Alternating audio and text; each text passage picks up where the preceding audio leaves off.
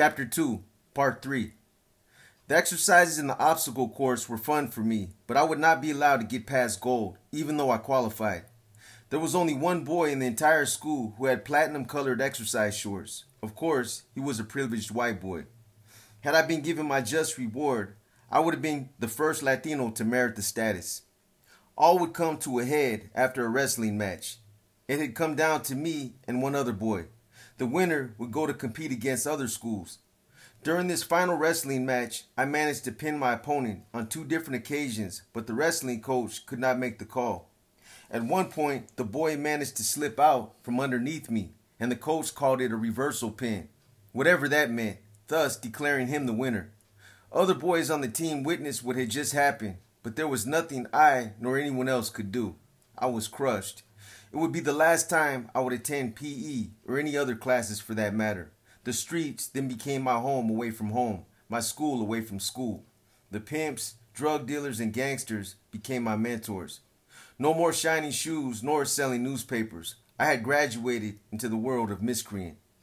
It would take decades for me to understand and come to grips with the source of my anger and rebellion. It wasn't something that just happened as if I had hit a rock bottom, nor was it a miraculous act of divine intervention.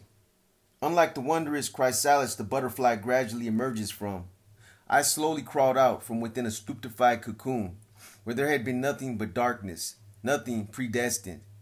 That this took place within confines of the most depraved, isolated prison units in California did much to determine my present view of the world. A period in time which would ultimately lead me through the loneliest corridors of my life and across the coldest expanses of relieved personal tragedy, and finally back to the fulcrum in which the paradox is precariously balanced. It is within this balance between the suffering of existence and the reality of living where I found a powerful hidden truth that gave way to a deeper meaning of life. I say this with a deep-rooted conviction because I have come face to face with what are said to be man's worst fears. The fear of death, fear of the dark, and fear of being alone. But before I continue, I wish briefly to define what I mean by having faced the fears mentioned above. When I speak of having faced the fear of death, I don't mean death as in the clinical sense of the word, but rather of an aspect symbolic of the phenomenon of death.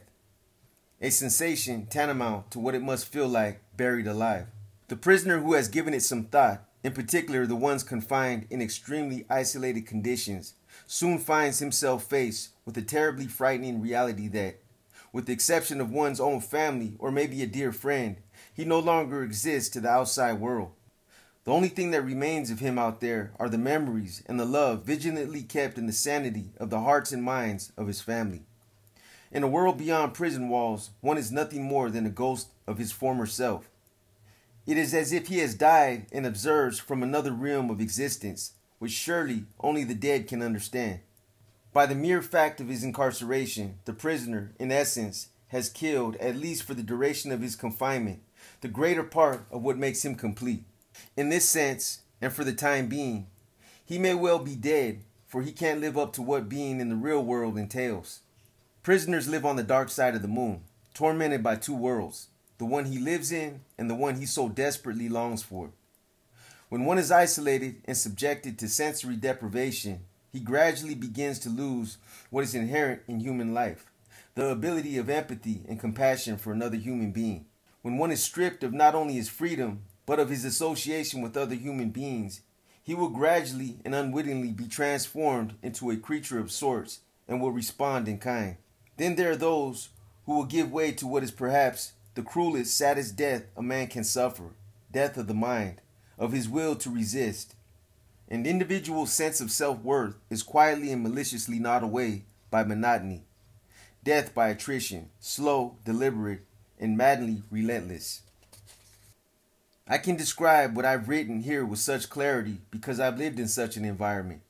I know how cold and terrifying it is to be in the icy grip of oblivion. It was in this lonely vacuum of emptiness where I cast under the unbearable light of conscious being. The isolation forced me to look deep within myself to see what I was becoming. What I saw there was disturbing. I knew right then and there that I had to do something. Otherwise, I would surely drown in a paralyzing numbness. There are moments during my writings when I pause to wonder if my words are nothing more than the rantings of a madman. Perhaps I am already submerged in the numbness and don't realize it. The thought of questioning one's own sanity is disquieting because when the question is posed, there is no viable answer. One shouts out these questions in seemingly empty canyons of thought, only to be answered by haunting echoes of the same questions. I realized that if I were ever to arrive at an answer, I first needed to travel through the crucibles of self-examination. In doing so, I needed to confront my fears and come to terms with them. It was here in this collage of concrete and steel where I came to learn the subtle difference between existing and living. The self-discovery came by way of spending countless years in the suffocating stranglehold of loneliness. Through this experience, I am now able to understand why some people are so utterly afraid of being alone, a piece of knowledge attached to the price of bitterness. This experience is not just an account of human misery in solitary confinement, but also a collective view into the morbid side of mankind. I believe it gives those who have never been exposed to such a dark world a penetrating insight into the human condition in its cruelest form.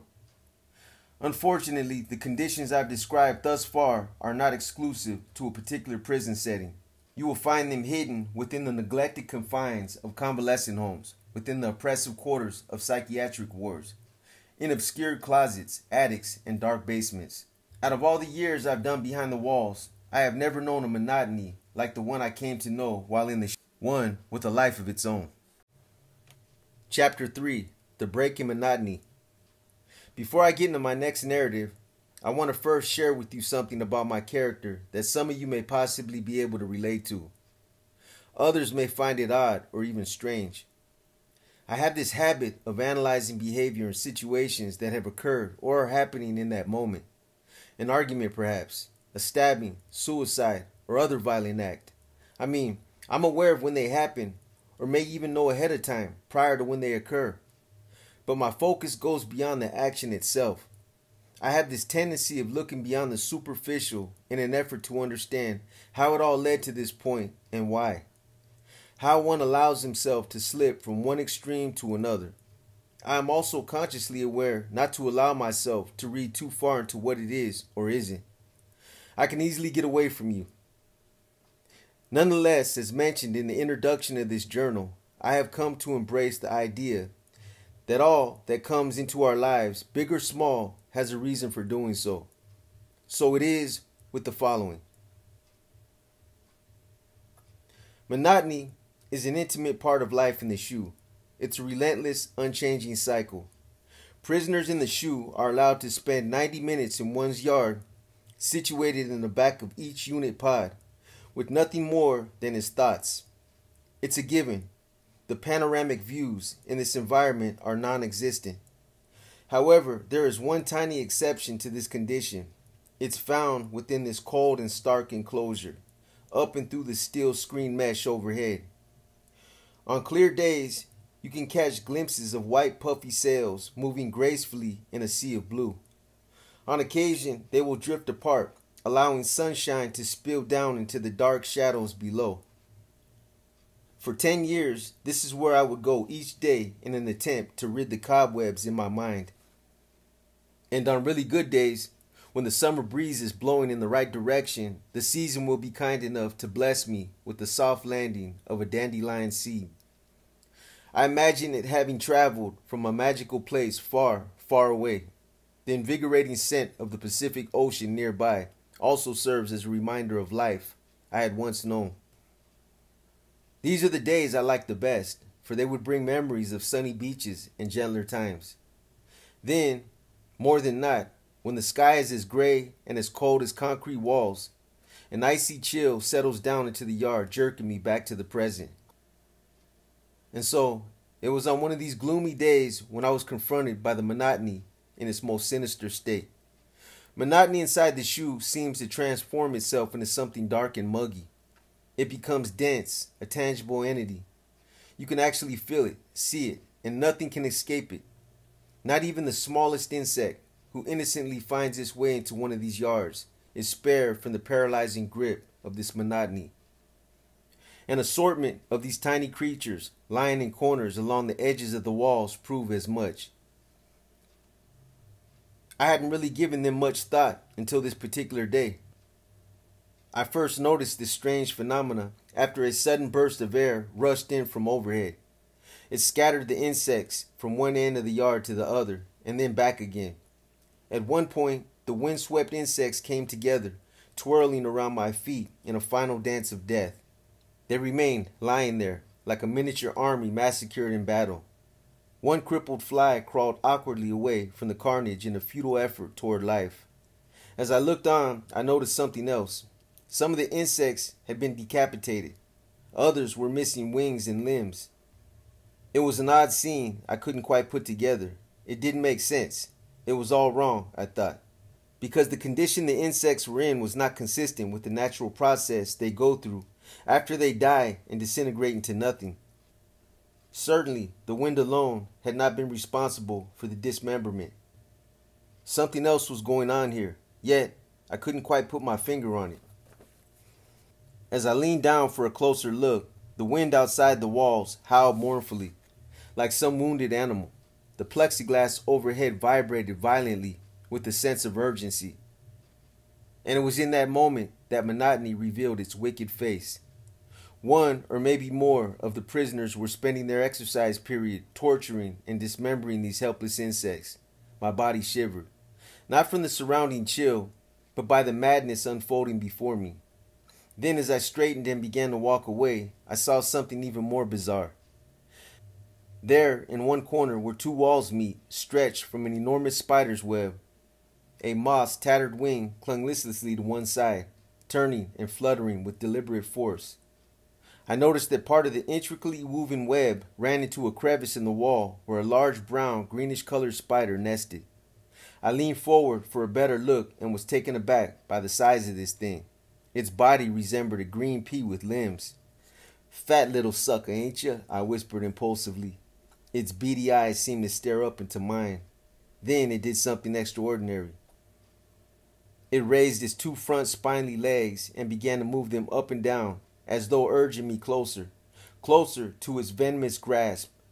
Then, in what could have been a moment of fancy, I saw its ragged maw open and close as if spewing forth words I could not hear. Curiously, I went back over to where the fly continued to twitch in its death throes. I carefully picked it up by one of its remaining wings and placed it into the spider's web. The fly must have instinctively perceived its perilous plight, because in a final burst of desperation, it began to wrestle away in the sticky filament, but only to further entangle itself. In a blur, the spider shot across enigmatic web, and in the next instant, the fly was dead. Again, the spider's beady eyes seemed to glare up at me, and as before, it raised its two front spiny legs, only this time as if to shoo me away. With ease, it then picked up its prize and carried it back to its nest. As I remained there watching this brazen spider consume its victim, I was struck